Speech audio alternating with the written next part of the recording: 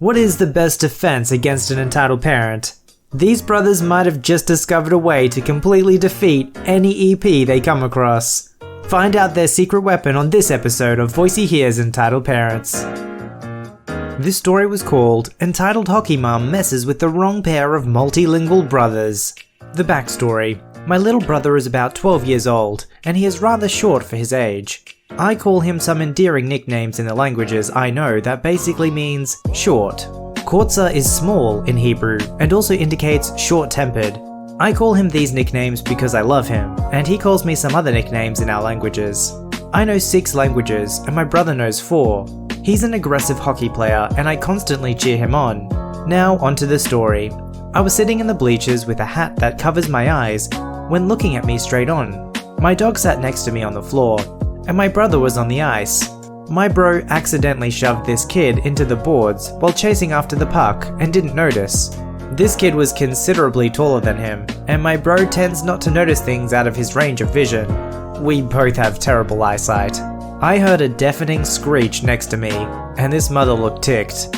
I softly prayed for my brother as this kid got up and skated straight towards number 33, my brother. I gritted my teeth as this kid tossed his stick aside and tried to ram into the shorty. I suddenly let out a stream of warnings in Spanish, and my brother looked up just before skating towards me. Needless to say, he avoided any unnecessary fights just then. The mother looked at me and started yelling.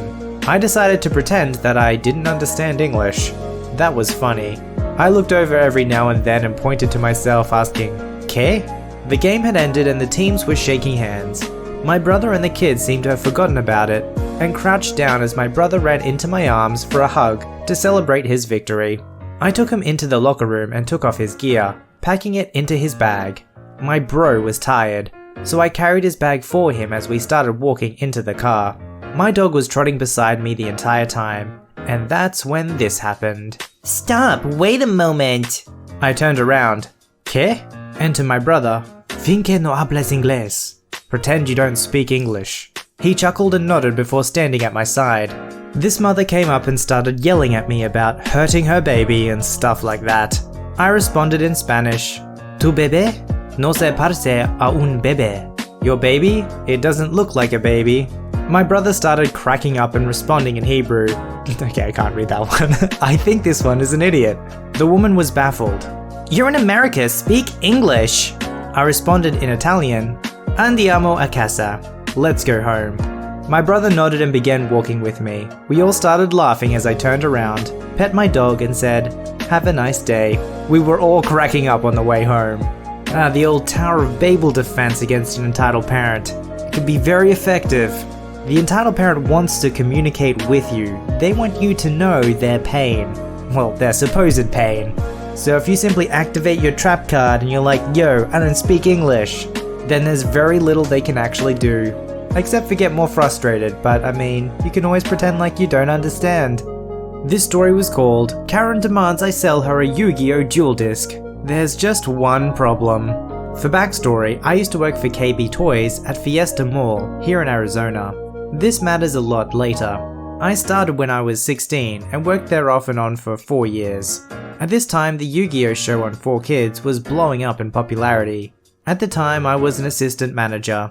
So it was holiday season 2005 or 2006, I can't remember exactly. But working at a mall toy store, we were constantly slammed, and as our store was one of the lower income stores, we were always short-staffed and usually didn't get the newest merchandise till it was 3 or 4 months old. We had 2 assistant managers, me and Ashley, 1 store manager, Brad, and 5 associates. Because Ashley was on a vacation with her mum, manager of another store down the street from us, Brad and I were pulling double duty. He would open the store and work till about 6 or 7, and I would be in from 8 PM to 8 AM. Overnight stocking every day from October to December was bullcrap. Well, today Brad had to dip out for a baby appointment with his wife, so I hauled my happy butt into the store at about 3 in the afternoon.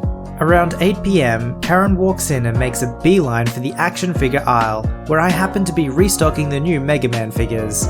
She walks up and doesn't say a word, just stares a hole in the back of my head. While I finished up the box, she stamps her foot and huffs. Then, this happens.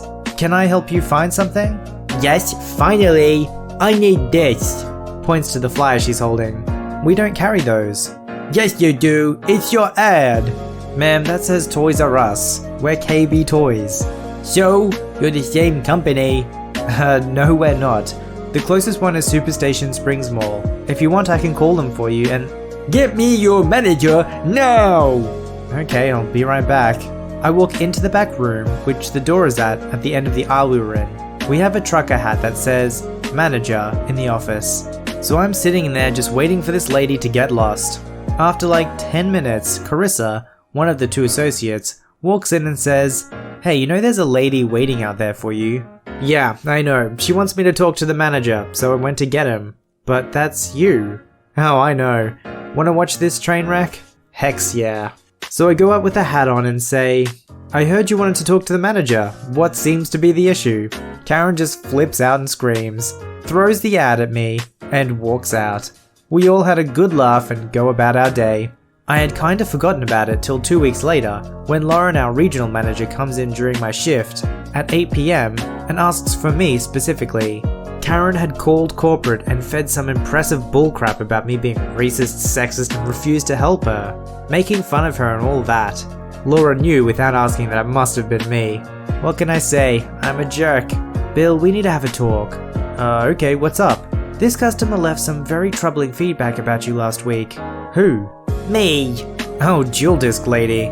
She says you wouldn't help her with an item we had in the back." "No, I told her we didn't have the Yu-Gi-Oh! Jewel Disc because it's a Toys R Us exclusive and we're not them." Yes you are! Why are you still lying? "Ma'am, no we're not. We're direct competitors." Well then you must be dumber than he is. Now one thing I've learned is that Laura isn't the kind of person who takes being insulted lightly, especially when someone calls her stupid. She's fired someone on the spot for saying that before. "Okay ma'am, I'm gonna have to ask you to leave and not return to this store ever again." Frick you! I can shop anywhere I want. The customer is always right. "Actually, no you can't. Please leave the store or I'll have security remove you from the premises." At this point Karen just huffs and walks away like she won some victory. "I'm sorry about that, I really thought she was being honest." "No worries, I mean we both know if anyone's gonna be a jerk to a customer, it's gonna be me."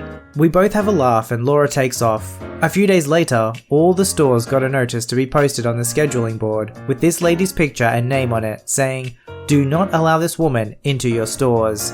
Normally this type of ban is only for serial shoplifters, so that was pretty freaking funny. Now, I could understand being a parent, you probably don't really care which toy store is which, and they probably all seem the same to you. What I don't understand is blatantly accusing the staff member of lying when they say, "No, we're not that store, we're a competitor." What motive would he have to lie? Just to not serve you? Well, that's actually a pretty good motive, isn't it? Maybe people have done that to her before in the past.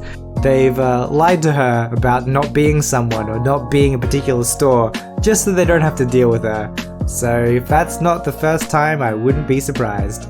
This fan-submitted story was called "Entitled Dad Loses His Mind When He Can't Get His Refund for an Item That He Didn't Buy Over the Phone." Several years ago I worked as a seasonal phone customer service rep for an overpriced multi-store company that sold just about anything other than clothes.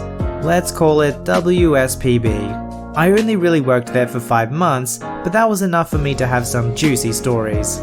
It was right after the holidays, so we were getting a lot of calls from people demanding to have returns.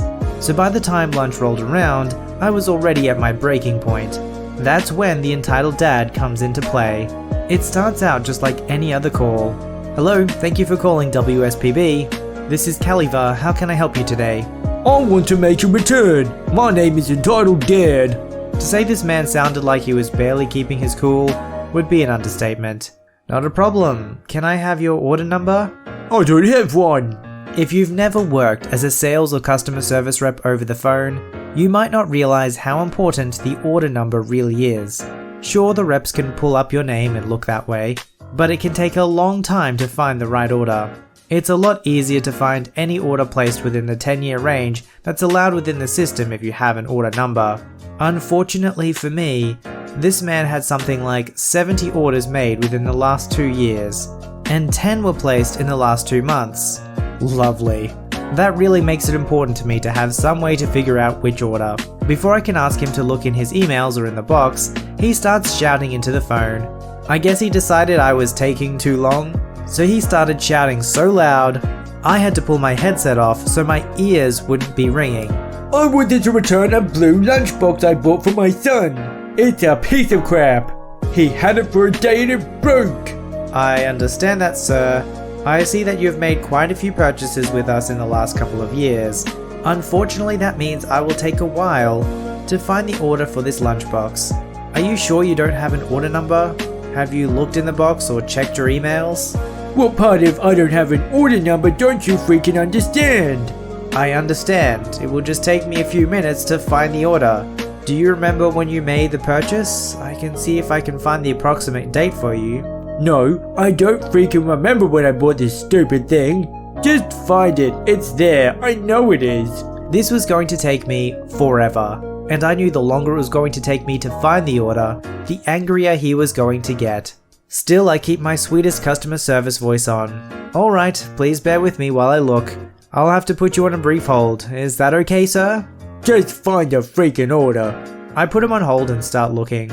I looked for about 10 minutes and there were no orders placed that included a blue lunchbox. This raises something of a red flag. During training, we were warned that if you can't find an item or an order, it could be that the customer bought the item in a store, which explains why he doesn't have an order number.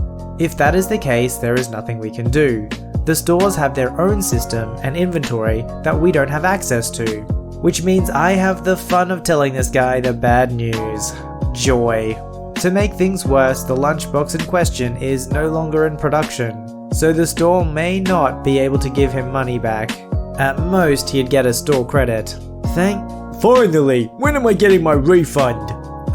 Sir, I can't find an order that has a blue lunchbox. Are you sure you bought it over the phone? I don't remember. It doesn't matter. Just return the darn lunchbox. Unfortunately, it looks like the lunchbox is no longer in production, and if you bought this in a store, you will have to return it to the store to get a refund. It's the same darn company, just do the return.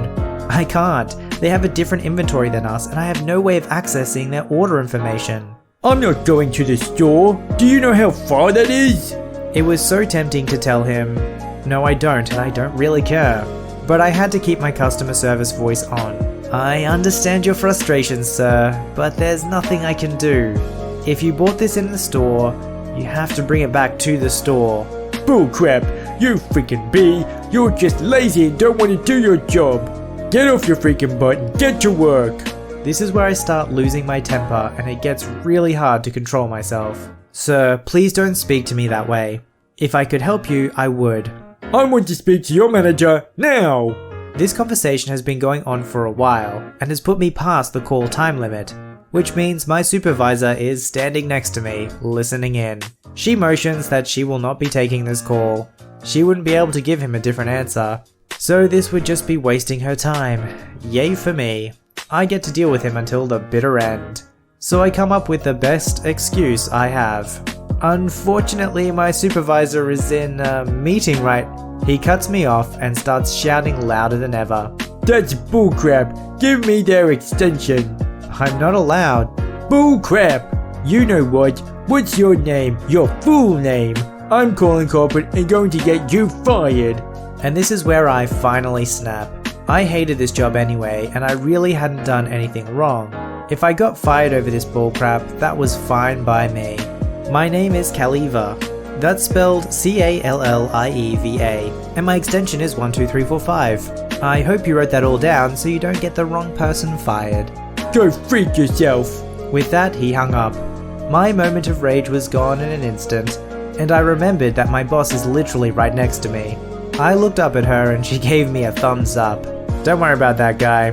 People pull that crap all the time. To my knowledge, there never was a complaint made to corporate, and I never got fired. What a surprise. If you'd like your story to be narrated by me, don't forget to visit the subreddit r/VoiceyHere, link below. Don't forget to like this video and subscribe if you'd like to see more. Alright, I'll see you in the next one.